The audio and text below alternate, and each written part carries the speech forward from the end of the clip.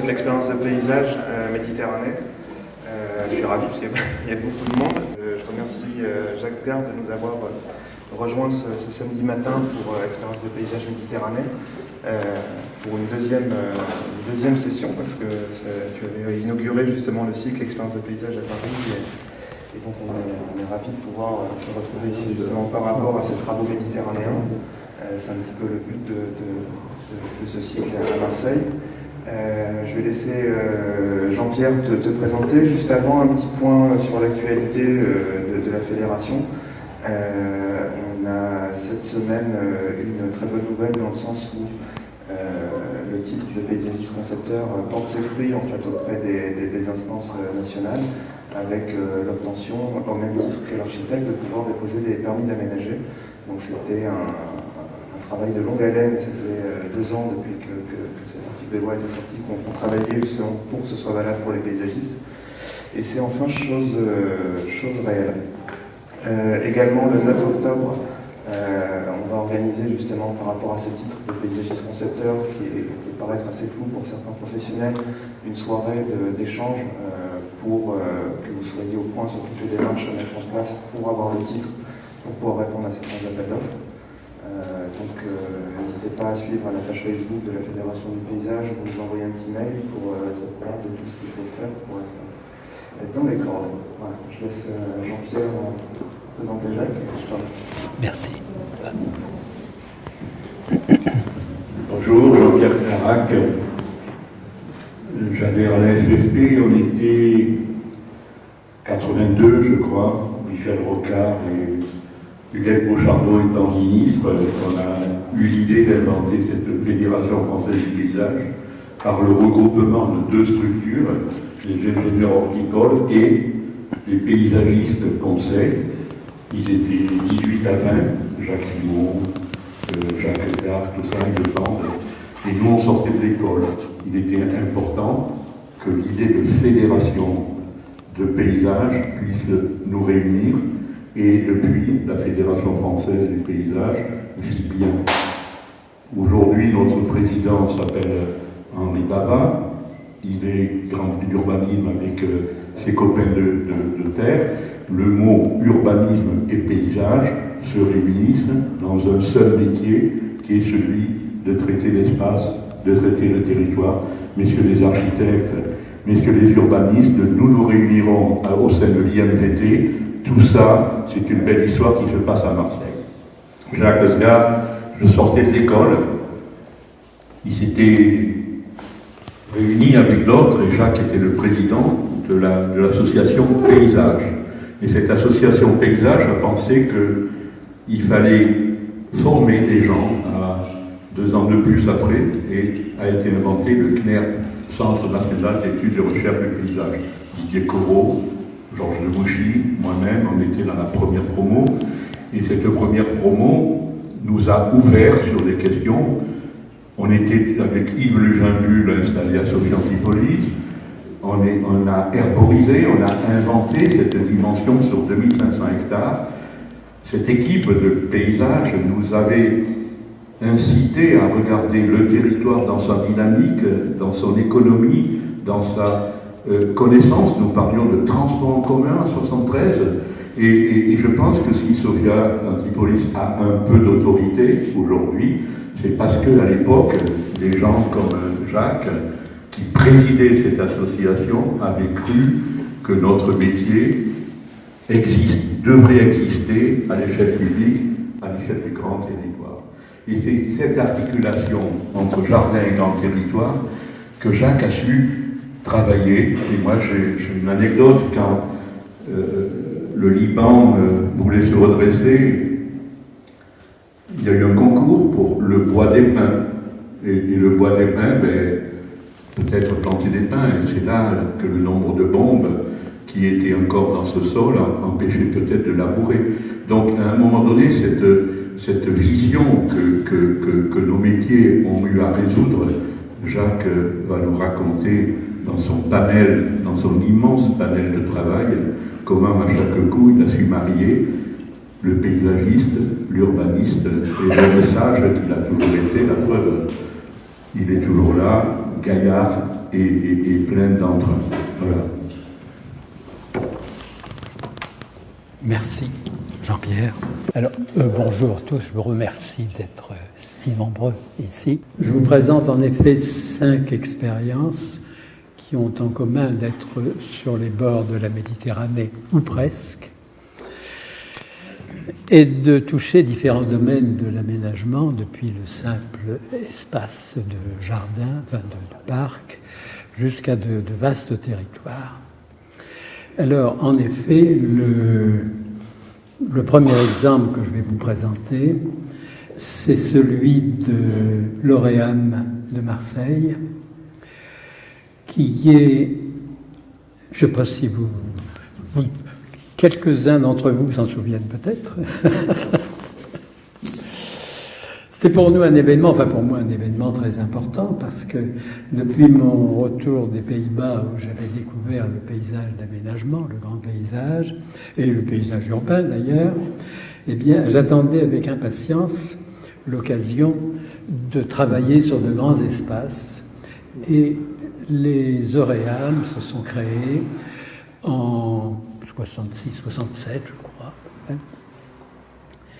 Et ont donné l'occasion à quelques paysagistes d'enfin entrer dans le grand domaine du territoire, des territoires. Et je vous raconte cette histoire parce que c'est quand même important. D'abord, ça s'est passé en ce qui nous concerne à Marseille, mais c'est dans ces organisations qu'on a un petit peu créé et affûté nos outils d'aménagement. Je vous en présenterai 3 ou 4. Mais je tiens à dire que dès le début, ça a été la possibilité pour quelques paysagistes d'introduire dans l'aménagement régional, l'aménagement de territoire, le paysage. Et ça a été le cas pour Jean Chalet, qui est une des grandes figures vraiment de notre histoire du paysage, qui comptait venir à Marseille d'ailleurs, et puis il a préféré, heureusement pour moi, il a préféré Lille, l'Oréam de Lille, où il a fait un travail considérable. Il y a eu aussi, un petit peu plus tard, parce qu'il y avait 5 Oréam. 5 Oréam ont été créés dès le début. Il y avait donc Marseille, la toute première, Lille, il y avait l'Oréam Lorraine, avec Nancy, etc. Et puis Nantes.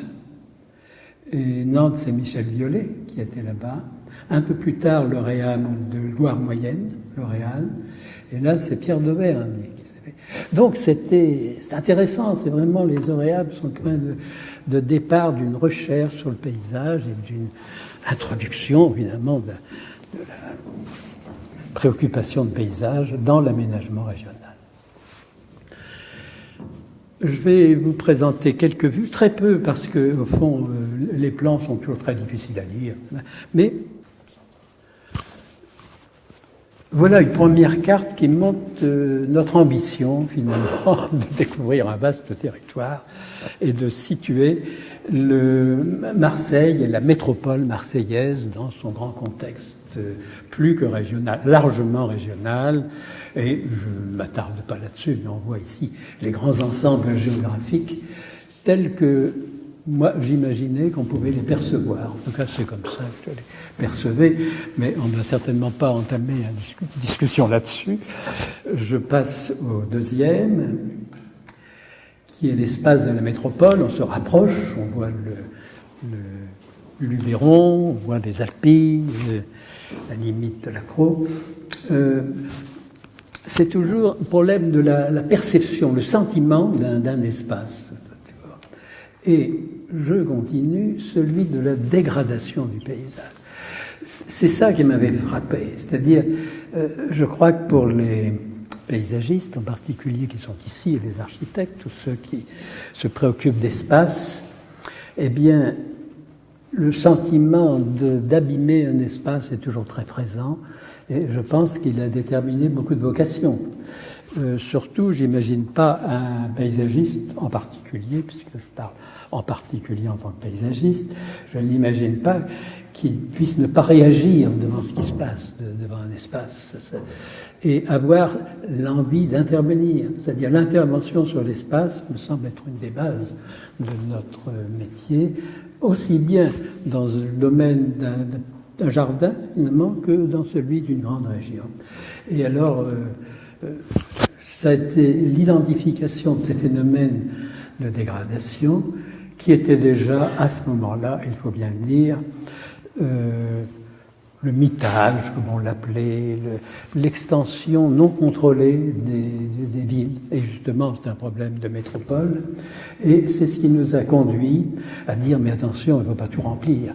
Je travaillais à l'Oréam avec Jean Écochard, que certains ont connu, c'était le fils de Michel Écochard.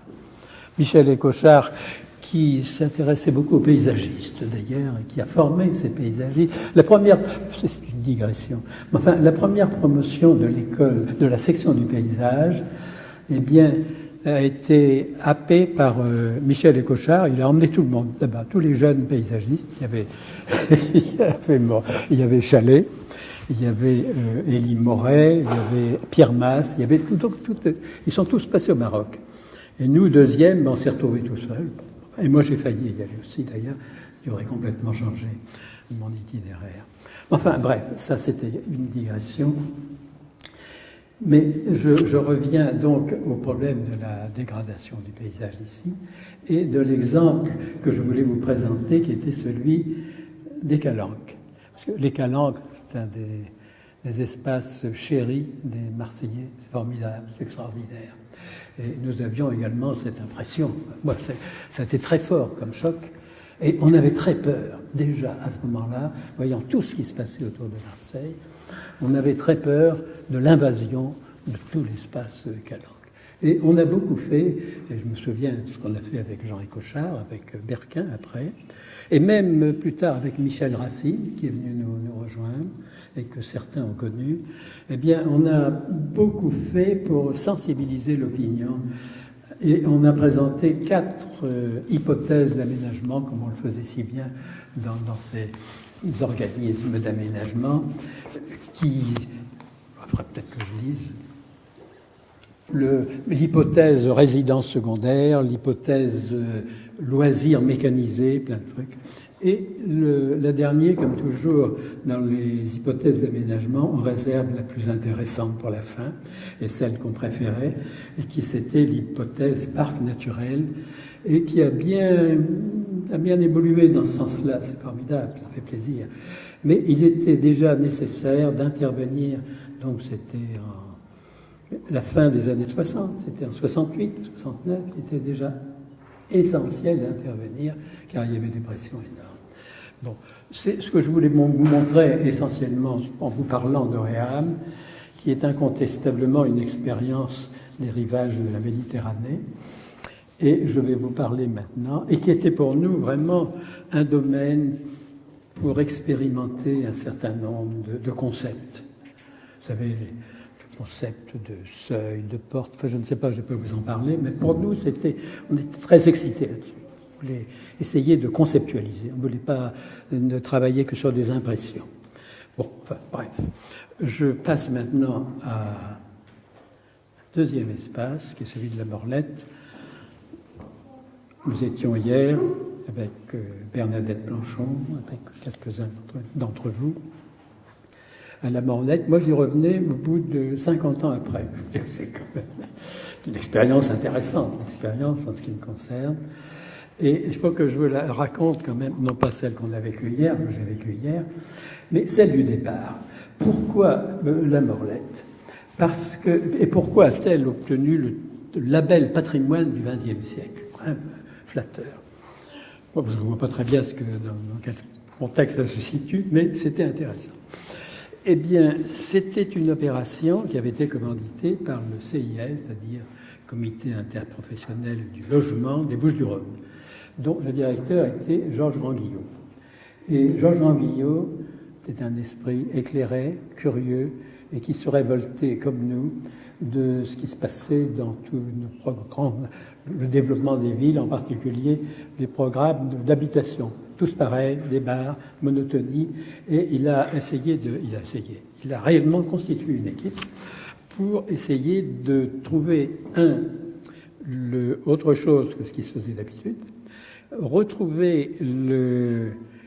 essayer de trouver un espace à caractère méditerranéen, c'était quand même l'essentiel, d'où l'idée de placette qu'on a développée et que Jacques Chérier et Pierre Chérier ont développé de façon intéressante, et introduction de la couleur. Et c'est pourquoi il a appelé Bernard Lassus. Et Georges Anguillot, qui donc nous avait réunis, me dit maintenant on va visiter le pays, on va voir ce qui est intéressant, on va aller faire un tour du côté des carrières d'ocre du Var. Je crois que le pays c'était Roussillon, je ne sais pas si c'est ça, c'est Roussillon. Et évidemment on était emballés, on trouvait ça extraordinaire. Il dit mais pourquoi ne pas imaginer un espace coloré? Évidemment Lassus était certainement celui qui convenait pour cela. Et on a visité évidemment pas mal de petites placettes de villages, et il nous disait surtout, on ne prend pas le crayon tout de suite, on ne se lance pas dans un dessin, on discute, on se pénètre, on fait mûrir le projet, c'est intéressant. Pendant au moins 1 an, peut-être 2, on discute entre nous, on essaie de projeter une image de quelque chose de différent.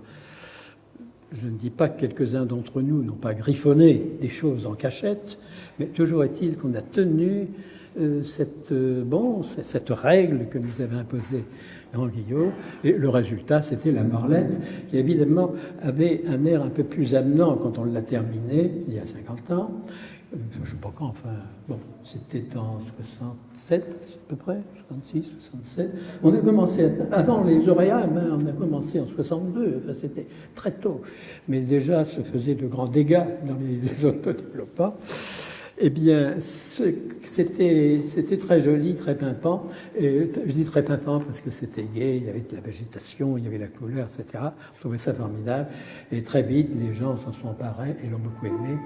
Mais peut-être que Bernadette Blanchon, qui a suivi toute cette opération et m'a donné pas mal de clichés intéressants que je vais vous passer, pourra nous en parler si elle le souhaite. Alors, voilà les images.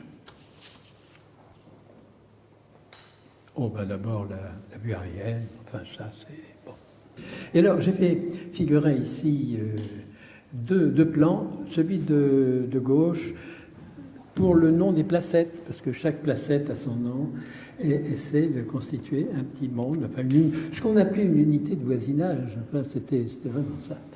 Et celle de droite était le plan du paysagiste avec l'organisation de l'espace, mais je ne m'attarde pas dessus, mais on voit quand même très nettement les différentes placettes, et au centre de chaque placette, un petit point d'intérêt pour les gosses. Et puis, très souvent, un arbre, quand on pouvait le faire, parce que parfois, il y avait un parking dessous, c'était pas toujours très facile. Et donc, pour les enfants, eh bien, j'avais imaginé des petits bassins. Il paraît que ça faisait un bruit épouvantable et que les gosses, ils devaient s'amuser vraiment, mais peut-être pas tous les habitants qui étaient autour, donc sont devenus des jardinières.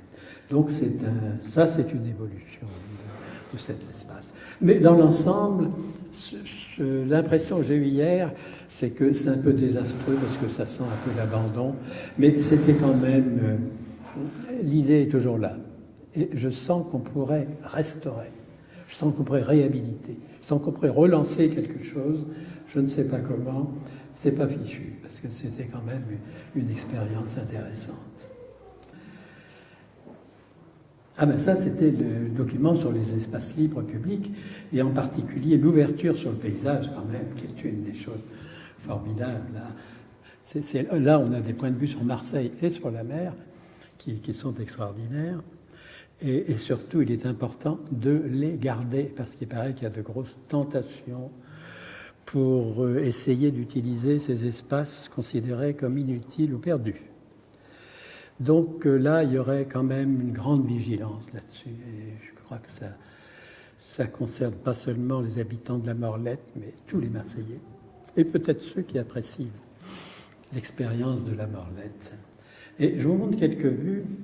Voilà la Bastide qui servait de point d'articulation, la campagne, comme on pouvait l'appeler, qui était toute fraîche, toute jolie, qui devait abriter des tas de services sociaux, des salles de réunion, et la fontaine, qui avait déjà perdu son caractère italien très suintant d'eau, de plantes, etc. Je l'ai vu tout à fait au début. Enfin, ce qu'il en restait, c'était magnifique, c'était gai, parce que le mail, que je vais vous montrer maintenant, était quand même, avec cette Bastide, quelque chose de très fort, et sur lequel on a articulé, les architectes. Voilà le mail. Il n'est pas très différent de ce qui est des débuts. Maintenant, en particulier, cet espace-là se tient à peu près, mais comme vous savez, les platanes ne sont pas brillants. C'est un gros problème. On peut les soigner. Mais ce serait une catastrophe s'ils disparaissaient. On le sent tout de suite ici, dans toute cette entrée. Et puis, il y a un bout de maïs. Enfin, je le montre ici, ça n'apparaît pas. Donc, différentes rues de la Morlette. À droite, les bicocouliers qui remplacent les platanes, qui sont morts et qui n'arrivent pas à pousser parce que rien n'est entretenu, pas d'arrosage. Tous les réseaux d'irrigation qui existaient, évidemment, ont disparu avec les travaux. Et c'est sec, mais évidemment, la végétation méditerranéenne se défend. Mais depuis 2 ans, ça n'a pas été arrosé. Et même les arbres, comme des bicocouliers, méritent qu'on les traite bien. Je ne sais pas ce qu'ils ont comme terre au pied, mais ils auraient mérité quand même. Là, ils sont sur des... Bon, enfin bref, je ne m'attarde pas, mais ils ne devraient pas du tout avoir cette allure-là. Et puis des ambiances de placettes que je passe, avec ce qui était un bassin. Voilà, en 70, donc, voilà, c'était un petit bassin pour les gosses, ils s'amusaient. C'est rigolo. Et puis c'est devenu une jardinière, mais pourquoi pas. Et à droite, on voit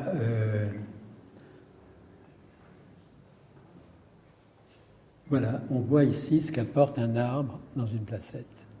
Un petit jeu de pavés, des choses extrêmement simples, archi simples, mais qui font une ambiance. C'est évidemment une de celles que je préfère.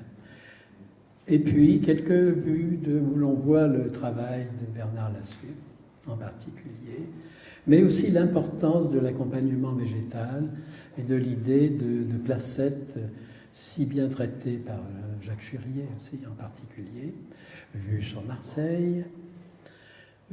Toujours des ambiances où là, la végétation se marie avec les couleurs de l'architecture.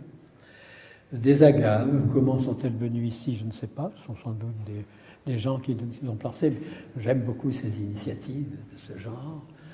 Et puis, ah oui, à droite quand même, étude de coloration, c'est intéressant que Bernadette Blanchon m'a communiqué, donc les travaux de Lassus, tout à fait, c'était nouveau, c'était quand même très nouveau à ce moment-là, et que l'on voit ici en détail, étude de coloration. Alors là, c'est le centre commercial qui est en bas, qui devait être quelque chose de gai, heureux, etc. Maintenant, tout est abandonné, les commerces sont partis, c'est devenu vraiment triste. Voilà, donc encore les études de coloration sur le haut, là, en haut. Et c'est fini pour la Morlette. Mais j'espère que ça va se réveiller là-bas. On a rencontré les habitants, la population. C'est une copropriété. Mais je crois qu'il y a beaucoup de sous-location, tout de moins de location, à des gens qui ne sont pas tous... qui ont perdu, qui n'ont pas l'esprit de ce que ça avait au départ. Il y avait un esprit, je pense, à Morlette, je ne sais pas si certains de vous l'ont connu, mais là, on ne sait plus très bien où on est. C'est plein de gosses, ça c'est sympathique. Alors, je vous montre maintenant une opération que j'ai traitée avec Véronique Mur, que beaucoup d'entre vous connaissent. beaucoup travaillé avec Véronique Mur, que j'apprécie beaucoup. Et il s'agissait d'une zone, d'un quartier d'habitation à Macrolles, autour d'un golfe, à Nîmes. Et existait, le golfe est en haut du plan. Les zones blanches sont des zones promises, si j'ose dire, à l'urbanisation. Et donc, il y avait une sorte de forme bizarre, mais qui était formidable, qui était une garrigue très arborée, c'était presque un bois méditerranéen, avec des espaces par endroits plus ouverts de garrigues. Et il fallait traiter l'accès entre le rond-point du bas, pour les piétons, l'accès piéton entre le rond-point du bas et la zone d'habitation qui prolongeait le golfe en haut. Et puis en faire qu'on peut appeler un jardin, comme vous voyez, ça ne ressemble absolument pas à un jardin, mais c'est plutôt un espace de contact avec la garrigue et de traversée de la garrigue, et qui était pour moi, qui reposait sur le traitement, sur l'utilisation des reliefs. C'est-à-dire toute la grande bande plantée horizontale est sur une dorsale, quelque chose de très haut, et tout l'axe transversal, du haut en bas, escalade cette dorsale. Donc et vous allez voir de quelle façon ça a été fait. Sur la droite de cette grande horizontale, là, j'ai pu créer une terrasse qui donne sur Nîmes. On ne savait pas du tout comment ça allait se passer, mais on a défriché. On s'est dit, normalement, on est sur la dorsale, on doit découvrir Nîmes au bout, alors c'est ce qui s'est passé. Et alors, on a fait un petit remblai à l'extrémité pour bien profiter de la terrasse. Il y avait la Tourmagne, enfin, c'était très chouette. Alors là, grand succès, ça je peux vous le dire. Et je vais essayer de vous montrer ça. Alors tiens, Véronique Mur est là en 2e position, en 4e position, et on est dans un espace mi-garrigue, mi-pinède, enfin, voilà. Et on ne pouvait pas... Enfin bon, vous allez voir la suite. Alors voilà la terrasse dont je viens de vous parler, c'est celle qu'on a créée, là au bout de notre grand axe de balade, là, et avec du pump, évidemment, et ça s'arrête là. Et on a la Tourmagne et tout et tout. Et la montée, l'escalade et la redescente, c'est un tapis vert scandé, bordé par des cyprès verticaux, plastigiers. Ça a marché. On dit souvent que le gazon n'est pas tellement méditerranéen. Mais là, ça marche très bien. C'est entretenu quand même. Et d'ailleurs, je me souviens qu'avec Véronique Mur, c'est un petit point intéressant, elle m'avait incité à venir parler aux jardiniers qui étaient chargés de l'entretien. On leur a fait quelques exposés pour dire ce qu'on voulait, ce qu'on cherchait. Ça a bien marché, ils étaient intéressés, parce que pour une fois, ils participaient au prolongement d'une création. Mais ça, c'était Véronique Mur. C'est toujours Véronique. Amphithéâtre, c'est l'extrémité côté habitation et côté golf. Bon, on n'y voit pas grand-chose, mais je vais vous le montrer, c'est une sorte d'élargissement en air bas. Encore une fois, la terrasse, mais couchée par le Mistral, naturellement, parce que en plein Mistral. Et je passe tout de suite à une autre ambiance, mais on est toujours sur les rives de la Méditerranée, puisque c'était l'objectif, c'était les expériences de paysage. Là, on est transporté dans un autre pays, c'est le Proche-Orient, c'est le Liban. Et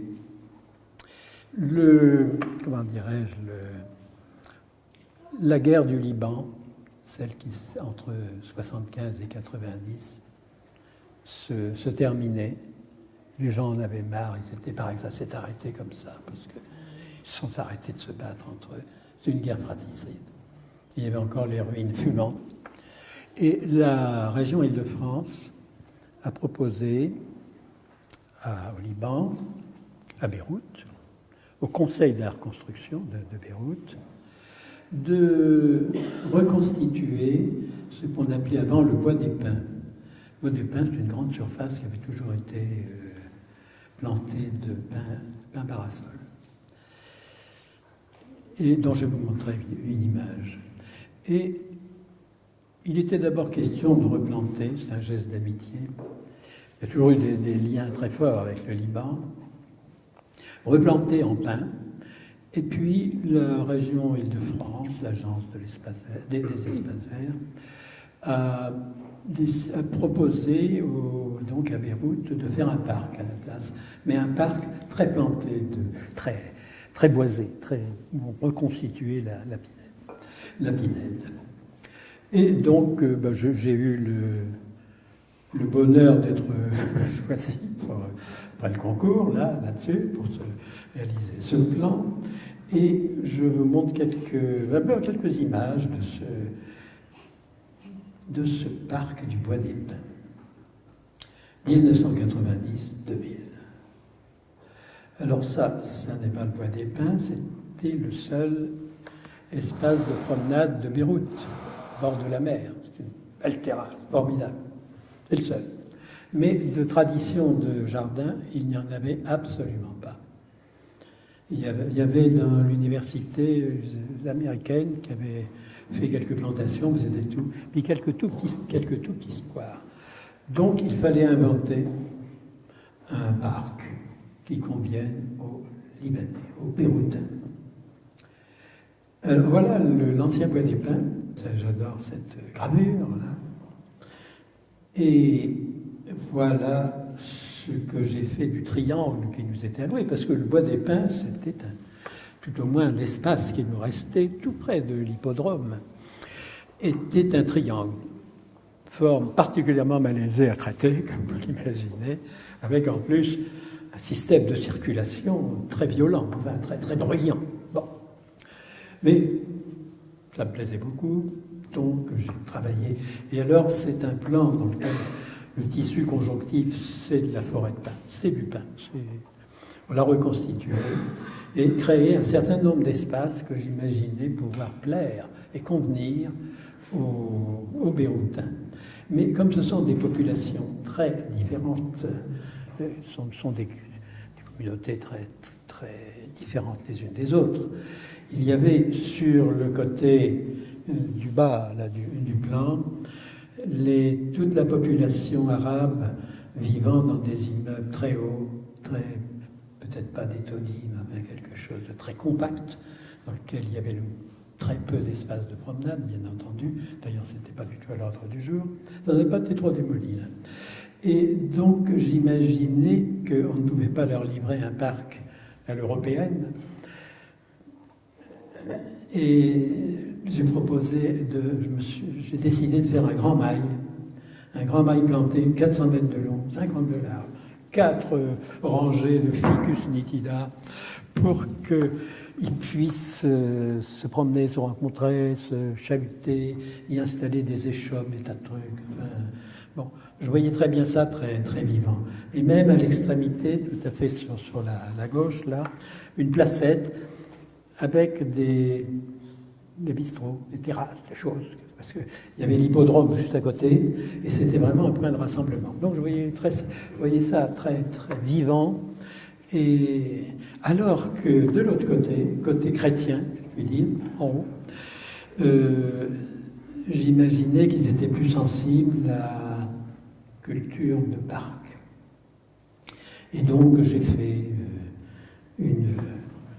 j'ai proposé en tout cas une roseraie sur une butte, au centre tout un espace écologique sur la gauche pour les écoles, au centre un bassin, parce que l'eau me paraissait tellement importante là-dedans, un bassin autour duquel se développaient des terrasses, car il fallait s'abriter du soleil, pouvoir jouer aux cartes, jouer à cela. Donc plein de terrasses autour. Et surtout, en bas à droite, quelque chose qui est complètement tordu, une place de jeu pour les gosses, et je dirais surtout pour les mamans, accompagnant les gosses, bien sûr, parce que dans ce pays, on risquait d'avoir sur le mail que des hommes, et qu'il me semblait un endroit qui puisse rassembler les femmes. Et donc, c'était autour de la grande place de jeu que j'ai créée à droite. C'était en tout cas mon analyse de la société béroutine. Je sais pas si... Bon, enfin, je vais vous montrer comment ça s'est passé. Ah ben ça, c'était une étude de... Ah, parce que c'était pas plat. Enfin, c'était plat. Oui, c'était complètement plat. Mais étant donné le trafic de la circulation tout autour, et puis, je sais pas, enfin, la sensibilité que j'avais de cet espace, j'ai souhaité le modeler complètement, faire plein de collines, d'où ce plan ici, qui n'est pas très compréhensible, mais qui montre une étude de relief. Ce qui s'est réalisé, parce qu'il y a des choses qui se sont réalisées, c'est-à-dire, sauf ce qui ne s'est pas réalisé, ce sont les bassins. Il y a eu une crise considérable de l'eau à ce moment-là, et tout mon programme d'eau, eh bien, est tombé, si je peux dire, est tombé à l'eau. Et c'était vraiment dramatique pour moi, parce que je sentais que c'était ça qui aurait attiré, qui aurait plu, qui aurait intéressé tout le monde, et on n'a pas pu le réaliser. Donc c'est resté un peu... Qu'est-ce qui est resté finalement? Je vais vous le montrer. C'était le plan, bon, ça ressemble, le plan réalisé ressemble comme ça de loin à ce qui était prévu, en réalité pas tout à fait. Et pour en revenir au début, c'était les ruines fumantes dont je vous parlais tout autour du parc d'ailleurs, et à Beyrouth en particulier, c'était ça. Mais c'était squatté pratiquement à tous les étages par des gens, c'est-à-dire c'était très misérable.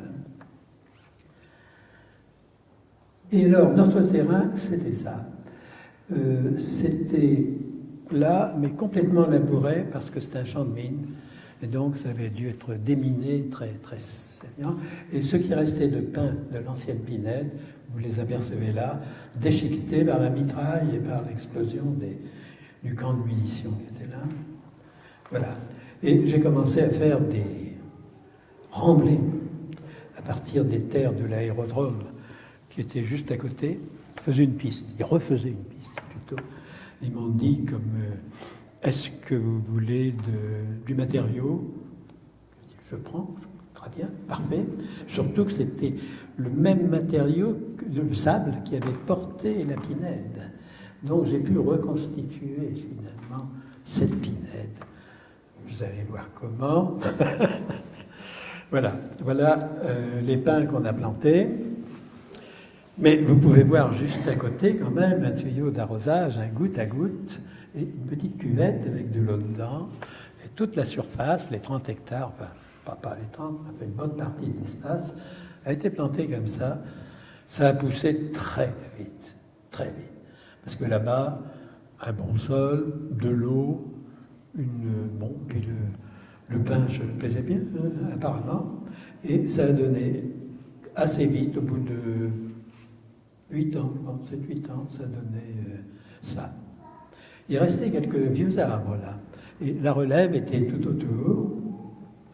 Voilà tout notre espace végétal qui est en train de pousser. Alors c'est important parce que même si on n'a pas d'eau, on a des arbres, on a des pins, ils ont retrouvé leur pinède, et même un petit peu de gazon. Ça ressemble un peu à un parc quand même s'il manque ce qui me semblait si important. Et voilà encore des pins qui sont en train de pousser, et le sol au printemps se couvre de végétation. Et l'été, il est complètement nu, râpé, il n'y a rien, il n'y a plus... Bon. Et puis ça repousse. Mais les pins, eux, se débrouillent. Très bien. Et puis, j'ai mis un petit peu quelques espaces de verdure, de fleurs. Je brûlais de montrer toutes ces plantes un peu exotiques qui poussent là-bas, les lauriers roses, le jaune, bref, tas de choses, tas de plantes très jolies. Et le long du Mail, donc ce petit parcours ici, pour les amoureux. Voilà, ces ambiances très, très spéciales, mais très, très localisées, comme ça. Mais on a réussi à le faire. Et mon ami Jean-Claude Hardy, qui faisait partie de mon équipe, dont je n'ai pas parlé d'ailleurs, qui faisait partie de mon équipe, me dit « Mais c'est la première fois dans le Proche-Orient que je vois un parc réalisé à ce point. » Parce qu'il y a eu énormément de projets, mais peu se sont vraiment réalisés. Et celui-là s'est réalisé. Et alors ça, c'est le mail, tout au moins un bout de mail. J'avais fait quelques 4 bassins aussi. Et ces bassins ont été convertis en jardinières, comme à la Morlette. Et le premier jour où j'avais mis des plantes aquatiques, des tas de trucs, c'était très joli. Et le soir, il ne restait plus rien. Les gens les avaient cueillis peut-être pour décorer leur maison. Et alors là, c'est la place de jeu. La place de jeu réservée pour les enfants. Donc des collines avec du sable. Voilà les ambiances. Je vais planter des... C'était pas mal, mes palmiers, là. C'est quand même assez beau, là. Et autour, les treilles pour abriter les dames et leurs enfants. Ben voilà, c'était ça. Donc tout un espace à l'ombre, qui n'y était pas encore, pour pouvoir surveiller les gosses et papoter, je ne sais pas ce qu'elle faisait, enfin bref, un espace pour les femmes. Et je ne l'ai jamais vu rempli parce que je ne suis pas retourné. Mélia est tournée, je ne sais pas si... Tiens, Mélia, toi qui as été faire un tour là-bas, est-ce que tu as vu du monde sur cette place de jeu? Je ne sais pas si elle était ouverte. Si, elle était ouverte, oui. Il y avait un peu de temps. Oui, parce que le problème, c'est qu'il n'a jamais été ouvert complètement, ce parc. Parce que la municipalité craignait tout, qu'il y ait des réfugiés qui s'installent, des SDF, qu'il y ait des feux, qu'il y ait des méchouis. Elle était très timide de ce côté-là, donc ce que la municipalité a accepté, c'était d'ouvrir le mail, déjà pas mal, et la zone pour les enfants, la zone écologique, pour leur parler de nature. Ça. Toujours avec la présence d'ailleurs de la région Île-de-France, je veux dire. Donc il y a eu quand même des choses qui se sont faites. Mais mon grand projet, la roseraie ne s'est jamais faite, le centre ne s'est jamais fait. Enfin, bon, voilà. On aperçoit un minaret, car quand on a fait les travaux avec le haut son des muezzins qui parlaient, c'était intéressant, ça créait une ambiance tout à fait intéressante. Et c'était un chantier passionnant. Je l'ai créé avec Pierre Nema, qui était architecte sur place, à Beyrouth. Et mon équipe, Bernard Forestier, Claude Trabuc, France Trabuc, Jean-Claude Hardy, c'est toute une... Je parle un peu de tous ceux qui m'ont aidé dans tout ce que j'ai fait, qui étaient vraiment des fidèles et qui m'ont toujours accompagné. Et je passe, mais j'aperçois que je franchis. Je ne suis plus tout à fait sur les rivages méditerranéens, mais ça fait partie du monde méditerranéen, tout au moins une partie, c'est-à-dire le grand espace des Causses et des Cévennes.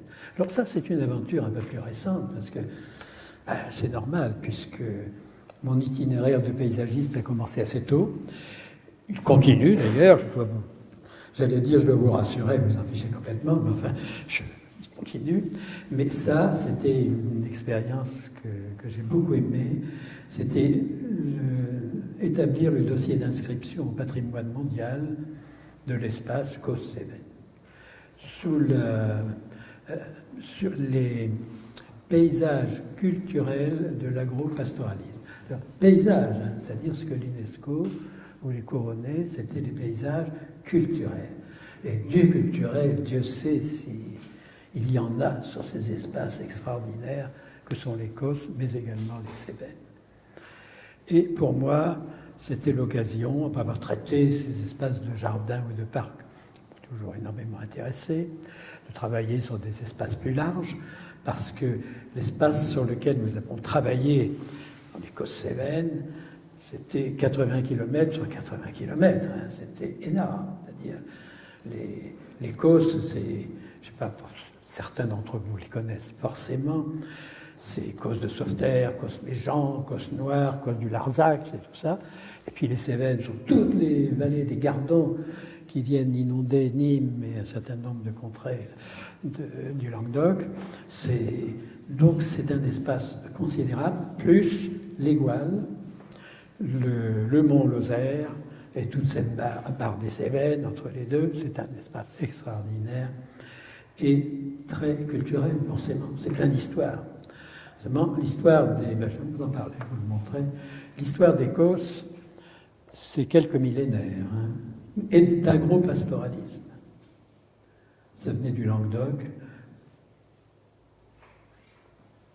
Voilà les 80 km en question. Et les vestiges, toute l'histoire. Alors, ces vestiges, c'est évidemment les menhirs, les dolmens, et puis tout un parcellaire qui apparaît sous ces grands espaces de pacage où évidemment se déplaçaient les troupeaux de brebis, surtout de bovins en tout cas, et qui se nourrissaient de cette herbe très particulière, puisque ce sont les pelouses végétales sont quand même très spécifiques de ces espaces calcaires, dolomitiques, qui ne retiennent pas l'eau. Enfin, c'est très beau. Et donc, il y a eu tout un cheminement à travers des drailles qui sont des chemins pour les troupeaux, qui fait qu'en été, c'était encore verdoyant. Et donc, tous les troupeaux qui ne trouvaient plus leur nourriture sur la Crau, sur tout le pays languedocien, montaient peu à peu à travers des drailles, escaladaient les vallées des Cévennes et débouchaient sur ces grands espaces des Causses qui ensuite les conduisaient vers l'Aubrac, la Margeride. Enfin, c'est toute une histoire extraordinaire. Ça n'existe plus parce que les transhumances maintenant se terminent, c'est-à-dire c'est trop compliqué, ou alors ça se fait en camion, enfin, mais très peu, et on élève sur place, et le paysage se transforme. La transhumance elle-même, donc les grandes drailles, puisque ce sont les chemins de transhumance, deviennent des sentiers de grande randonnée. Heureusement. Et ce qui est formidable, c'est que sur ces sentiers de grande randonnée, on peut trouver ce que j'indique à gauche. Et donc, pour la lecture, la vision du paysage, sentir cette présence du passé, c'est formidable. C'est-à-dire, on plonge, ça donne une dimension extraordinaire. Enfin, pour ceux à qui on le raconte, c'est-à-dire, il faut expliquer ça. Parce que le passé ne vous vient pas naturellement en regardant un menhir, puis bon, d'accord, c'est amusant, c'est intéressant. Mais quand on raconte toute l'histoire qui est derrière, et toute l'histoire de ces murettes, de ces boris, on les appelle des caselles là-bas, tout ça, je dirais, c'est très émouvant, c'est très beau. Et on sent qu'il y a, en tout cas ce qu'un paysagiste peut expliquer, s'il le perçoit comme ça, de façon à le transmettre. Ça fait partie de ces grandes analyses de paysage, de ces grands espaces qui me paraissent appartenir, en tout cas, en droit à tous les paysagistes que vous serez peut-être, que vous êtes déjà, si vous avez accès à ces grands espaces. Et alors ça, c'est l'histoire que je figure sur un plan à droite des premiers millénaires. Voilà, c'est la préhistoire, qui se tient uniquement sur les reliefs, sur les plateaux. Et puis, Moyen-Âge, tout se passe dans les vallées, le Tarn, par exemple, la Jonte, tous ces traits violets que vous apercevez là. Et c'est le Moyen-Âge, ce sont les religieux, ce sont les congrégations religieuses qui ont utilisé, qui se sont installés pour utiliser également les pacages, enfin les grandes steppes herbeuses pour leurs troupeaux. Et donc on a également dans les vallées un très beau patrimoine architectural médiéval. Et voilà ce que le langage anglo-saxon de l'UNESCO, les attributs, c'est-à-dire finalement les éléments remarquables du patrimoine culturel. C'est ça, qui s'appelle attributs. Je n'y mets pas l'accent, je serais complètement incapable de dire ça en anglais, attributs. Mais on y voit, tout à gauche, là-haut, une draille qui escalade justement un relief des Cévennes. Bon, juste au-dessous, une lavogne, c'est-à-dire un réservoir qui utilise de l'eau naturellement, pour les bêtes, pour les brebis. C'est-à-dire tout est minéralisé tout autour, c'est plein de pavés, etc. C'est très beau, c'est très beau. Et puis, toute la discipline des eaux, dès qu'il pleuvait un peu, il fallait récupérer l'eau, bien sûr. Et donc, il y a un très beau, comment dire, il y a de nombreux ouvrages de traitement des eaux et de récupération des eaux et de stockage des eaux. C'était tellement précieux. Et il en reste encore et il faut les sauver. En dessous, une borie, Cazel. Bon, ça, vous connaissez ça. C'en est une, il y en a beaucoup d'autres.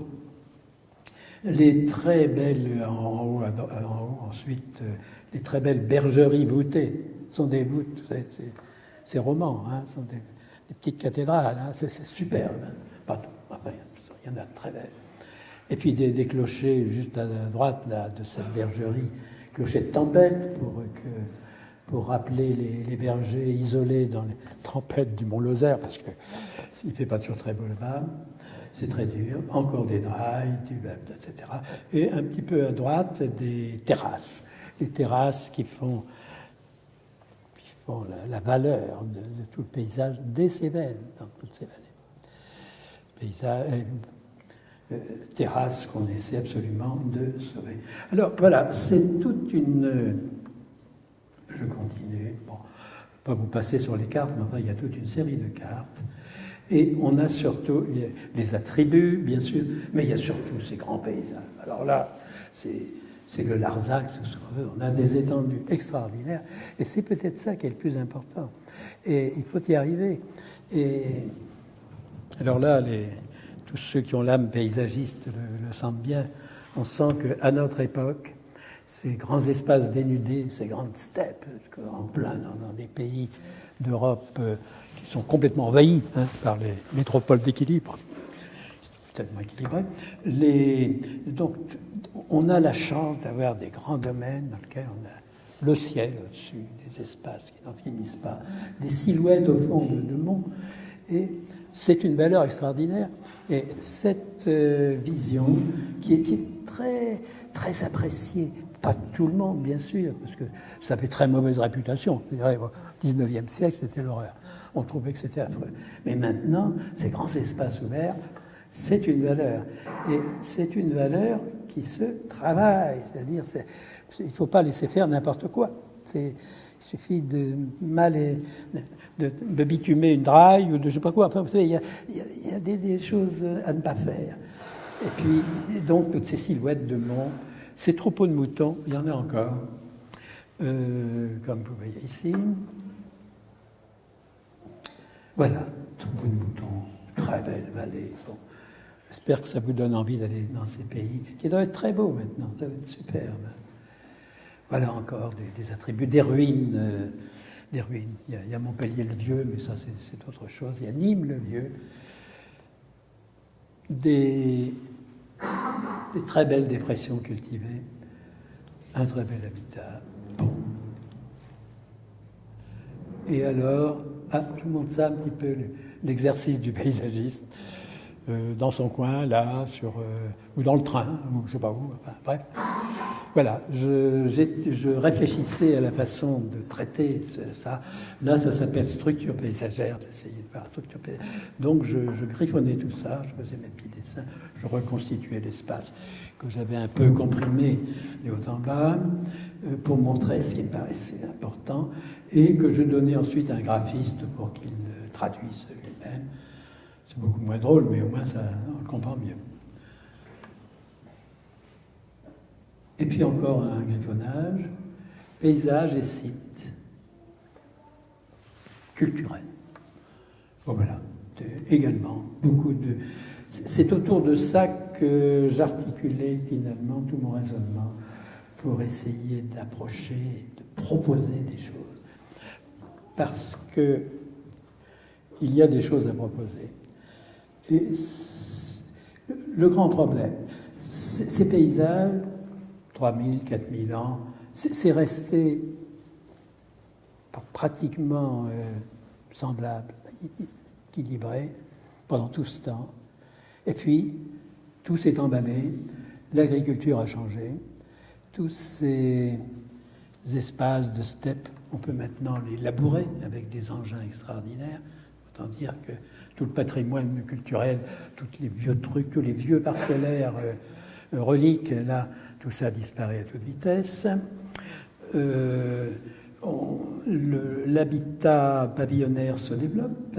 Si vous allez à Saint-Énimie, on s'aperçoit que ça remonte sur le Causse et qu'on s'aperçoit... Et alors, pour abriter ces troupeaux qui transhument de moins en moins, on crée de grandes structures préfabriquées, à côté ou pas à côté de ces vieilles maisons de pierre sèche, là. Et alors, ça peut poser des questions, vous l'imaginez très bien. Et donc, peut-être que le paysagiste peut lui-même proposer des solutions pour essayer de... Bon, il faut essayer. Ça se traite. C'est-à-dire, il y a des tas de choses à traiter, non pas pour bloquer, mais pour favoriser une évolution des changements. Et en ce sens, je pense que le paysagiste, c'est peut-être ambition, mais était une sorte de médiateur pour l'espace, une sorte de médiateur culturel. En tout cas, je pense qu'il y a là un travail important à réaliser pour faire en sorte que les produits de notre société actuelle ne soient pas destructeurs, mais qu'ils participent à une évolution qui est tout à fait normale. C'est pas facile, mais ça se traite. En tout cas, c'est ce que nous essayons de faire en ce moment. On continue un peu de travailler, d'être conseil, de participer au conseil scientifique. Il y a eu aussi des étudiants de l'école du paysage de Versailles qui ont fait des études là-dessus. Et donc, je pense que peu à peu, on va mettre au point une méthode d'intervention plus performante que celle qui est actuellement. Mais le parc national des Cévennes, qui occupe une grande part de cet espace, qui est protégé maintenant par l'UNESCO, qui est inscrit au patrimoine mondial, eh bien, le parc national des Cévennes est très étoffé par ça. Il a accueilli donc deux étudiants paysagistes pour leur diplôme, leur TPFE. Et on avait étudié avec eux un atelier pédagogique l'année d'avant. Donc il y a quand même ça bouge un petit peu. On sent qu'il y a des tas de problèmes qui se posent et que nous essayons de traiter. Et c'est pourquoi là, ça montre une fois de plus que le métier de paysagiste est quand même très ouvert, que l'intervention sur l'espace est essentielle, quelle que soit l'échelle, et qu'en même temps, il faut, pour aborder ces problèmes, avoir une capacité, je dirais, d'indignation. Il ne faut pas rester mou. C'est-à-dire, il faut avoir des réactions très personnelles, ça n'a pas d'importance, il faut réagir.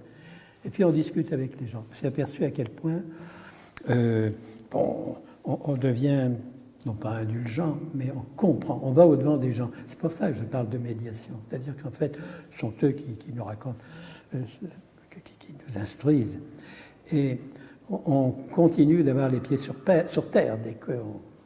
Et notre vision de paysagiste, si elle est bien étayée, si on comprend bien tous ces phénomènes qui traversent finalement ces espaces et notre société contemporaine, eh bien, elle peut avoir de très belles heures. Ça peut être très utile, ça peut être très bon. C'est-à-dire, on peut vraiment faire des choses intéressantes. Je m'arrête là.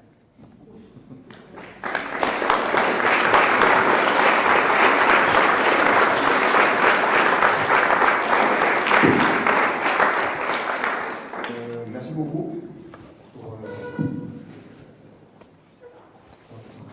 vous avez des questions, on peut passer un petit temps d'échange si vous le souhaitez. Oui, au début de la conférence, vous avez évoqué les Pays-Bas. Je voulais savoir ce qui s'était passé là-bas et ce qui vous avait motivé. Ah, aux Pays-Bas? Oh, ben, vous savez, alors là, c'est pas une histoire que je dois vous raconter, parce que ça arrive à tout le monde, à tous les étudiants en particulier. Je sortais de ma deuxième année de la section du paysage de Versailles, c'était la deuxième année. Bon, ça durait qu'un an, hein, c'était un peu rudimentaire, un peu léger, mais c'était un pas d'entrée dans le métier. Et puis, j'ai fait l'Institut d'urbanisme, et je voulais faire ma thèse d'urbanisme. Et je voulais la faire en Scandinavie. J'avais vu, comme beaucoup de jeunes d'architectes à cette époque, j'avais vu la Suède, la Finlande. Je voulais faire mon stage là-bas. Pas possible de trouver une bourse. Je vais à l'office des universités boulevard Raspail. Je lui dis, j'aimerais bien aller en Suède, etc. Je lui dis, on n'a plus rien. Il nous reste une bourse pour les Pays-Bas. Bon, ben je dis, je prends, bien sûr, je prends. Et je vais aux Pays-Bas à vélo, c'était bien. Et j'étais accueilli là-bas par un professeur Bayauer, et qui m'a dit, bon, parler français à cette époque-là, hollandais, ça faisait partie de leur culture. Il m'a dit, bon, bien, j'ai prévu pour toi un séjour à service d'urbanisme de Rotterdam, d'Amsterdam, d'Utrecht, etc. Bon. Et puis ensuite, pour les régions, telle autre, etc. Bon, j'ai découvert d'un seul coup toute la vision hollandaise de l'intervention sur un territoire. Formidable, très méthodique, très... Et puis, en même temps, c'était pas du bluff, c'est-à-dire ils ont un pays très petit, ils sont très nombreux, ils sont menacés par l'eau, c'est le contraire, ils sont menacés par l'eau. Ils faisaient des polders, ils ont fait le polder nord-est, etc. Ils ont créé un nouveau paysage sur le polder nord-est, c'était le professeur Bayauer, qui était mon encadrant, je peux dire. Ça m'a emballé complètement. Et voilà donc pourquoi ça a été tellement important pour moi d'aller aux Pays-Bas. Et je me suis dit, parce que quand on est jeune, c'était le cas, je ne doutais de rien, je me dis, bon, il faut absolument que je développe ça en France. Voilà. Et puis en fait, eh bien, j'ai attendu les Auréanes. Voilà, simplement, j'ai attendu les Auréanes secrets pour pouvoir. Et c'était quand même. Alors ma thèse c'était en 58, mon stage c'était en 54. Ah, ça fait du temps. Et puis les Auréanes, c'était 66. Voilà. Et j'étais prêt. Hein, Et voilà pourquoi les Pays-Bas m'ont énormément intéressé, ont eu tant d'importance pour moi. Mais je crois que nous sommes tous dans nos itinéraires professionnels le jeu du hasard, il faut bien le dire. De même que j'aurais pu faire comme mes amis de la première promotion de Versailles, aller au Maroc. Michel et Cochard m'avaient contacté. Des questions, j'y aille. Puis finalement, ça a changé complètement. Voilà. Donc, tenez-vous prêts tous. Il faut être toujours prêt. Voilà. Il faut être toujours prêt, ne pas avoir peur. On y va. Et c'est ce que j'ai fait, en tout cas. Voilà, j'ai répondu. Mérita, je voudrais vous poser une question par rapport à la métropole d'Aix-Marseille-Provence qui est en train de se créer, qui est en train de réfléchir, et créer bien sûr, réfléchir à son schéma de cohérence territoriale en ce moment.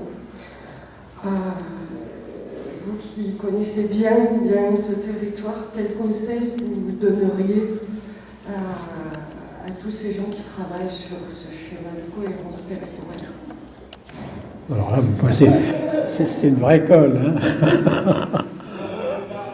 Et puis, alors, moi je peux vous le dire, hein, ce qu'il faut faire, c'est aller sur place, voir le pays, le visiter, discuter, voilà. Ne pas se contenter du travail en chambre. Il faut avoir, ça a l'air idiot, tout simplet, mais c'est très important. Il faut retrouver la réalité, voilà, ce qui vous parle. Parce que sinon, on s'en fait... Je me souviens des réunions que j'ai eues avec des maires.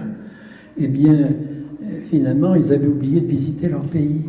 C'est-à-dire, quand on avait un problème, il fallait aller sur place et voir avec eux. Dis, moi, je vois pas ça là, je vois plus ça. Et vous comprenez tout de suite. Donc, il faudrait bien que le CA, pour qu'il soit réellement cohérent, il faudrait que, quand même, qu'ils aient une bonne connaissance du pays et des gens. Voilà, c'est un peu idiot de le dire, mais je ne peux pas vous en dire plus, parce que je suis quand même pas... Vous savez, ça fait 50 ans que j'ai quitté la métropole marseillaise, alors ça a bougé. Je me suis réjoui de voir que les calanques, c'était bien, c'était bien. J'espère qu'on a protégé d'autres espaces ouverts, car c'était l'une de mes grandes préoccupations, c'est-à-dire qu'on se conserve des vides, qu'on se conserve des grands espaces ouverts, même si c'est que de la garrigue. Mais c'est formidable, la garrigue. Bernadette Bonchon, c'était juste pour renchérir sur les invitations. Je perds une partie de et dire le plaisir qu'on a eu à quelques-uns hier à parcourir à la Morlette avec lui, à revenir sur les traces de 50 ans auparavant. Et le fait qu'il y a une qualité quand même de ces lieux qui est patente et qui mérite d'être effectivement, qui mérite un peu plus d'attention que ce qu'on a su lui donner. Je ne sais pas quels sont les leviers, mais en tout cas, on a quand même un exemple majeur où on voit que les bâtiments sont le paysage, sont le rapport au paysage dans un quartier, et bien, disons, l'essence de ce quartier, la logique du quartier et même la qualité d'habitation dans ce quartier, elle est inséparable du travail sur le paysage qui l'accompagne à plusieurs échelles. Et puis, on a aussi ce travail sur les pattes de verre grâce à Bernard Lassus. Enfin, on a quand même une stratification de qualité. On a un exemple où il y a une maîtrise d'ouvrage éclairée, des maîtres d'œuvre variés, qui ont tous insufflé des choses très particulières et qui sont encore perceptibles. Et puis, voilà, on a cette question d'abandon. On a le cas particulier des copropriétés, mais voilà, on peut espérer qu'on arrive à trouver quelques leviers. En tout cas, il y en aurait un tout petit qui est que ces strates arbustives, sur lesquelles Jacques n'a pas beaucoup insisté, mais qui ont brûlé, en fait, il y a 50 ans de strates arbustives méditerranéennes, donc de végétaux tout à fait adaptés au climat ici, qui ont brûlé ces 2 dernières années, très bêtement, simplement parce que, je pense par manque de compétences, on ne sait pas qu'il suffit d'apporter un petit complément d'arrosage à un moment donné, et on aurait gardé cette strate arbustive, ça conserverait quand même une qualité. Et puis aujourd'hui, où on parle quand même des problématiques environnementales, enfin tout ça aurait quand même un sens. Bon, après, il y a encore bien des choses, on a travaillé dessus. Voilà, j'espère qu'on trouvera quelque chose. Sinon, sur une des images, on voyait les pignons qui étaient autrefois en pâte de verre et qui sont aujourd'hui retravaillés avec des enduits. Et celui qu'on voyait justement là sur la façade marron de la tour était bien uniforme, donc il devait venir d'être posé. Et c'est un de ces cautères qu'avait proposé le syndic, quoi. Donc c'est un film plastique qui aujourd'hui, on l'a vu hier, est complètement lacéré. Donc peut-être, quand on met de l'argent, essayer de conseiller ces gens pour pouvoir le dépenser de façon utile. Sinon, on a vu beaucoup de gens hier, effectivement, des enfants, des vieux, très agréable. Oui, Sylvie de Nantes. Je me suis occupée donc sur le conseil de Thierry Bourson de la reconnaissance patrimoniale qui a été apportée à la Morlette, ce qu'on appelait alors patrimoine du XXe siècle. Et puis, effectivement, se poser la question de la transition énergétique, et on a été saisi par la copropriété il y a quelques années. Et à ce moment-là, j'ai fait réaliser une étude la plus complète possible sur la Morlette, sachant que la question patrimoniale pure ne pouvait pas être abordée en dehors de l'ensemble des problèmes de cette copropriété. On se confrontait à une copropriété, donc pas prise en compte dans le système classique, avec des dettes considérables, incapable de payer ses charges, etc. On a fait faire toute cette étude, y compris d'ailleurs avec des possibilités d'intervention et de réhabilitation simples et chiffrées sur les cassettes. Et ce travail, on l'a diffusé autant qu'on a pu, ça a au moins permis qu'il soit inscrit sur la liste régionale de l'ANRU. Entre-temps, s'est mis en place tout un comité sur place, regroupant les associations qui se réunissent régulièrement et qui essayent de tenir la propos la tête hors de l'eau. C'est pas évident, ceux qui sont allés, ils ont vu l'ambiance. C'est dur, quoi, hein, on l'est aujourd'hui. Alors, la dernière réunion à laquelle j'ai assisté avec le GIP et Marseille, bon, évidemment, je milite pour la Mourlette en disant, enfin, des copropriétés patrimoniales comme ça, vous en avez évidemment pas beaucoup. Mais la réponse, c'est qu'il y a tellement d'autres lieux à Marseille dans des situations encore pires que la Mourlette n'est pas en tête de liste. Elle est peut-être 5e sur la liste. Mais en attendant, effectivement, il n'y a que l'action des associations sur place qui existe, qui est réelle, parce qu'ils se sont, je crois, ils sont regroupés de façon assez dynamique. Et je pense qu'il n'y a que sur le terrain, pour le moment, qui peuvent arriver à essayer de faire quelque chose. Voilà la situation telle que je la connais aujourd'hui. Peut-être Thierry, tu veux compléter, parce que c'est vrai que ça nous déchire hein, de voir ça. Parfois c'est très beau, c'est encore très beau. Voilà. Ils sont limite, ils sont toujours en limite de couler. Et c'est le statut de copropriété ne facilite pas la prise en charge publique. Bonjour et merci, Thierry Durousseau. J'irai plus loin que la Mourlette, c'est-à-dire sur ce qu'Emilio Sereni appelle les ruines de paysages. Vous savez, Emilio Sereni a travaillé sur le paysage italien il y a 50 ans aussi, je pense.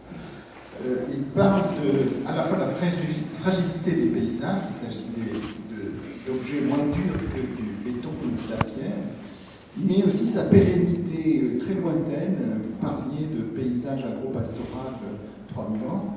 Je voudrais que vous parliez de ça, c'est-à-dire au Liban, vous montrez comme ça, un parc a été bombardé, il reste des traces et des traces qui ont survécu et que vous reconstruisez à partir de la Mourlette. Effectivement, l'entretien de la Mourlette est plus que catastrophique. On taille des arbustes en boule, on fait n'importe où.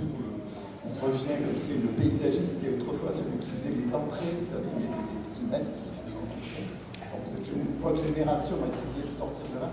J'aimerais que vous parliez de cette, pas l'archéologie du paysage, mais ces ruines de paysage à partir desquelles on peut faire quelque chose qui est plus positif que tout ce qui nous arrive aujourd'hui.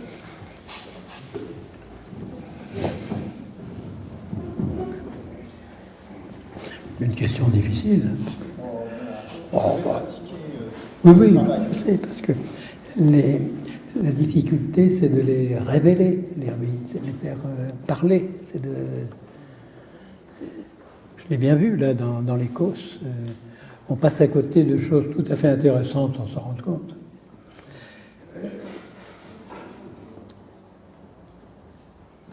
D'ailleurs, même le conseil scientifique qui s'est transporté sur le Cosméjean, je me souviens, et bien on regardait les objets, on regardait la maison du parc qu'on venait de restaurer, etc. Et puis juste à côté, il y avait des collines avec tout un dessin très curieux de pierres blanches. Là. Bon.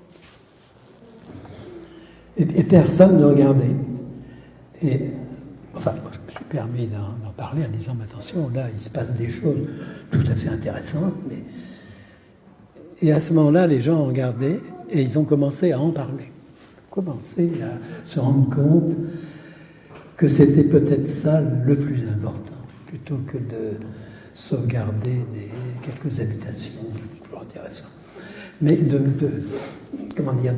faire parler et donc de protéger, c'est-à-dire de ne pas faire n'importe quoi sur ces très beaux espaces qui ne nous parlent pas, qui ne nous parlent à condition qu'on l'explique, c'est-à-dire ça se raconte, ça se raconte.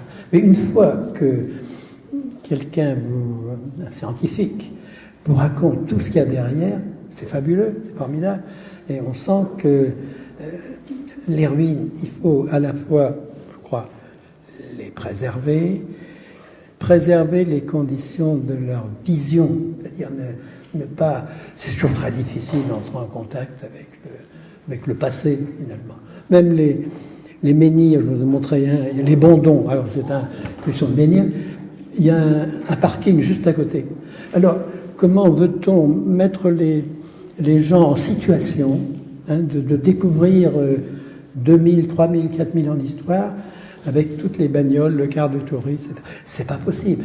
Donc, il y a le travail du paysage, c'est un petit peu ça, c'est-à-dire faire comprendre, mettre en situation, révéler, expliquer. Je sais pas, faut pas trop expliquer parce que c'est bon, ça va, d'accord. Mais un minimum, enfin permettre aux gens d'accéder à une information. Et puis leur fiche la paix, et les inciter. Voilà, c'est. Je n'ai pas du tout répondu à votre question.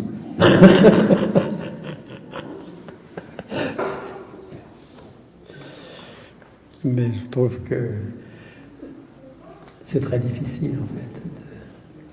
Dans un projet, le Bois des Pins, qu'est-ce qu'on pouvait révéler? Les traces des explosions, la guerre, finalement. Je n'avais pas envie, ils en sortaient. C'était pas intéressant.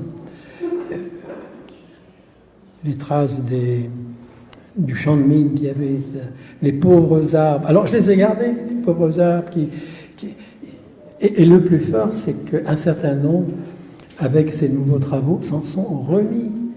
C'est-à-dire, ils étaient tout moches, tout faiblards. On dit, il n'y en a plus pour longtemps, mais on les garde.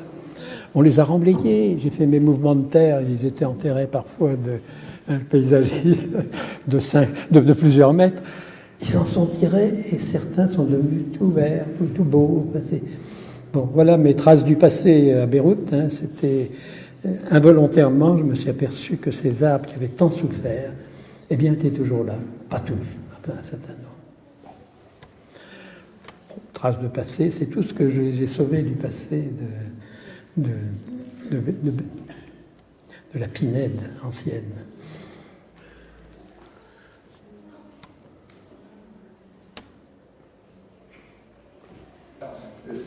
Pour continuer, qu'est-ce qu'il faut faire pour le jardin, les jardins de la Morlette, les espaces extérieurs de la Morlette? Parce que la Morlette avait gardé la Pinède qui descend. Ah oui, heureusement. Jusqu'à l'endroit où il y a une émergence du tunnel, vous savez, qui va de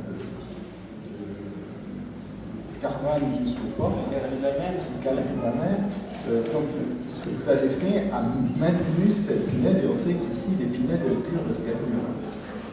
Donc, qu'est-ce qu'il faudrait faire pour les espaces extérieurs de la Morlette pour que ça perdure, pour présenter les nouveaux arbres aux anciens, si vous voulez? Oui, tout à fait. Mais alors, je me demande si, dans le cas de la Morlette, il ne faudrait pas faire des opérations de réaménagement. C'est-à-dire pas seulement, oui, bien sûr, entretenir, recommencer. Dire aux gens, attention, arroser, l'eau c'est important dans le midi, etc. Mais essayer de les embarquer, eux aussi, dans des opérations d'aménagement. C'est-à-dire, on voit, en particulier dans la Morlette 2, dans celle qui est face à Marseille, finalement, et à la mer, eh bien, il y a un grand terre-plein qui ne demande qu'à être réhabilité, aménagé. Et on a l'impression qu'on pourrait associer, je trouve, il y a un joli projet à faire, là, associer la population à l'aménagement de cet espace. Ça créerait tout de suite, ça sensibiliserait. Puis alors, il y aurait peut-être des choses la grande prairie entre la Bastille, enfin, à côté de la Bastille, la grande prairie, le long du Mail, il faudrait quand même la travailler et la sauver, d'abord, parce que j'ai compris qu'il y avait des convoitises sur cet espace tout vide, là, tout perdu, tout en attente de construction, hein, dans l'esprit de certains. Et je trouve que là, il y a un travail, il y a un travail également de réaménagement, de reconstitution. Donc je crois beaucoup à des opérations de réaménagement, ça va donner un choc.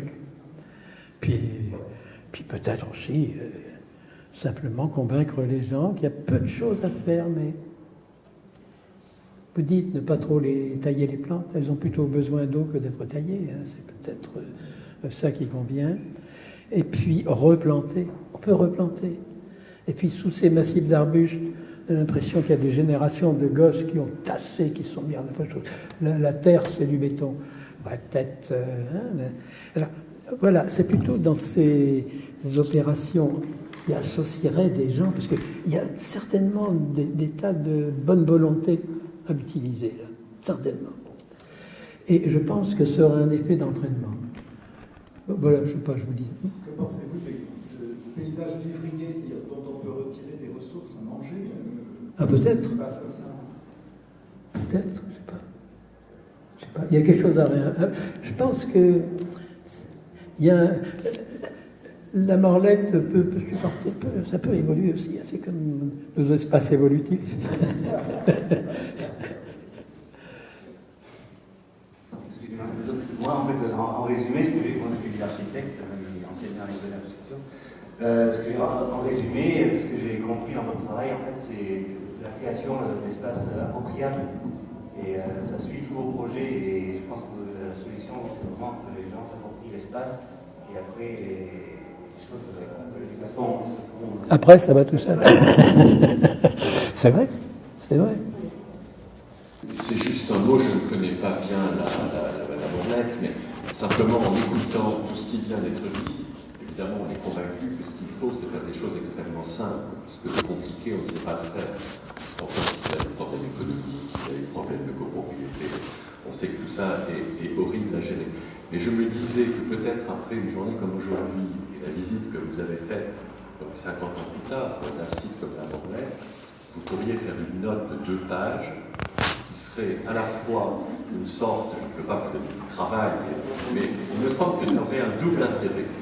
Le premier, qui serait d'abord pour les gens du patrimoine, dont je fais partie, donc je le dis que pour l'histoire, et même s'il ne se passe rien à la Morlette, le fait d'avoir continué le regard du auteur 50 ans après, avec les sensations qu'il a pu éprouver, serait très intéressant, mais aussi et surtout, donner un certain nombre de conseils aussi simples, non pas une étude intellectuelle sophistiquée sur le concours de doctrine, je ne sais quelle chose qu'on est tous à peu près capables de faire, mais malheureusement ça ne sert pas à grand-chose, mais écrire en 10 lignes, plutôt que de tailler un arbuste et dépenser de l'argent, utiliser le même argent pour faire tel ou tel arrosage, et peut-être en priorité sur tel ensemble planté ou tel autre, j'en sais rien, je ne sais pas, mais c'est l'esprit. Élaguer tel ou tel arbre, peut-être supprimer telle ou telle chose, et en revanche laisser plus de marge de liberté sur tel ou tel autre espace. Une sorte, ne voyez pas de côté injurieux à mon propos, mais une sorte de testament qui pourrait être, après votre visite d'hier, ce que vous auriez envie de voir dans le contexte d'aujourd'hui, la Morlette devenir. Il me semble que ça pourrait être une petite chose simple qui aurait un intérêt pratique pour vous. Oui, bonjour. Je parle au titre de mon ancien métier, maître d'ouvrage. Il me semble qu'il y a une question qui n'est pas posée dans cette question. C'est celle de quelle maîtrise d'ouvrage acquérir pour dire ça. C'est-à-dire que, effectivement, Jacques Gard fait une note de 10 pages, on peut tous se préoccuper de cette affaire, mais sans maîtrise d'ouvrage, comment constituer une maîtrise d'ouvrage sur ces questions? On voit bien que les maîtres d'ouvrage actuels, tous ces ensembles, que ce soit la Morlette ou d'autres, sont relativement défaillants sur cette question de l'entretien, de la gestion, du maintien de l'histoire des espaces. Voilà, donc cette question de maîtrise d'ouvrage, elle me semble quand même assez cruciale dans toute cette démarche. Quelle maîtrise d'ouvrage pour conduire tout ça? Vous avez raison, bien sûr, mais on a du mal à trouver les leviers. Comme l'a dit Gard, je pense qu'il gêne beaucoup des habitants, des gens, et qu'il y a un fort pouvoir de pression qui va venir de là. Et puis, effectivement, il faut arriver à trouver les termes, non pas seulement d'une intervention, non pas seulement d'une sensibilisation, plus d'une intervention, mais d'une gestion. Parce qu'on est partout dans des problématiques de démolition, parce que les choses n'ont pas été entretenues. Alors même si on démolit et qu'on reconstruit et qu'on n'entretient toujours pas, si on ne se pose pas des problématiques de gestion quotidienne et simple, effectivement, et des choses simples qui peuvent être faites, on ne voudra pas les... C'était bien le sens de Oui. propos. Alors dans une copropriété, bon, il y a déjà une maîtrise d'ouvrage qui est de la copropriété et le droit, et puis comment on peut les aider. Parce que la maîtrise... Oui, puis elle n'a pas les moyens. Ils ont plus d'une année de charge qui n'est pas payée, donc... C'est vraiment difficile, sans doute. Mais du coup, nous dire qu'il y a pire, donc on s'en occupe pas, on se dit, alors on pourrait aussi commencer par régler les problèmes qui peuvent l'être, plutôt que ceux qui sont... Enfin, dire qu'il y a pire, donc c'est un peu... Ça fait 40 ans qu'on dit ça. Intervenir, moi je sais. Par rapport au Yapir, c'était bien sûr l'argument que j'avais avancé en disant il faut faire de la prévention. Parce que si ça coule, la montagne a 30 habitants, mais il y a tout ce qu'il y a autour. Évidemment, ça va couler à l'air. Mais ça n'a pas suffi. Quant à la maîtrise d'ouvrage sur place, c'est un contrôle. La dernière réunion à laquelle j'ai assisté, le syndic jetait l'éponge, il était question d'en choisir un autre. Et ça, j'espère qu'il sera fait dans dont les gens présents à la réunion savaient d'avance qu'il était pire que son prédécesseur et sur lequel les pouvoirs publics, évidemment, n'avaient aucune capacité d'intervention. J'ai quitté la réunion comme ça, et c'est pas le Sur cette histoire de maîtrise d'ouvrage, juste pour ajouter un petit truc, moi j'avais une hypothèse sur le site, et au début quand on a travaillé, il n'y avait pas de halte ferroviaire, il n'y avait pas d'accès par le train, aujourd'hui il y a une halte ferroviaire. Quand vous allez de cette halte, alors qui est peu utilisée, les gens ont tous des voitures, enfin je ne sais pas, de cette halte ferroviaire au village de Saint-Joseph, vous passez le long d'une sorte de voie rapide. On se dit, on pourrait imaginer qu'il y aurait un projet de traversée piéton via la Morlaix, qui serait soutenu par la mairie d'arrondissement, et qu'il y aurait une contribution donc à la gestion des espaces extérieurs, puisqu'on passerait par cette 15e, oui, c'est le 15e. C'est pas, voilà. Et que donc on passerait, on aurait un chemin piéton via la Morlaix qui redynamiserait avec une contribution de la municipalité locale à l'entretien des espaces extérieurs. Bon, c'est une idée qui sans doute n'a aucune validation, mais je ne sais pas, qui peut être un support pour réfléchir à partager les maîtrises d'ouvrage, à impliquer le plus de gens possible. Parce que c'est quand même beaucoup plus agréable de traverser par la Morlaix que par la voie rapide. Je sens qu'il y a encore beaucoup de matière pour le débat. On peut continuer, habituellement on prend un petit verre tous ensemble pour continuer à échanger. Je voulais encore remercier Jacques pour son intervention. Vous rappeler notre prochaine expérience de paysage au mois de décembre où justement on va pouvoir aborder toutes ces questions justement du végétal, du sol, et en même temps avec un rapport au grand paysage, parce qu'on a invité Olivier Philippi, justement pour voir de quelle manière il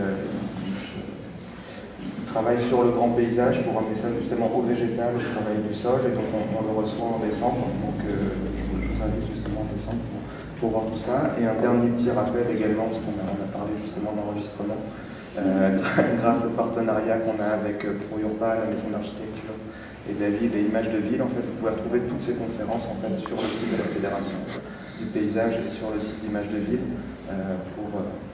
pour continuer à nourrir le débat.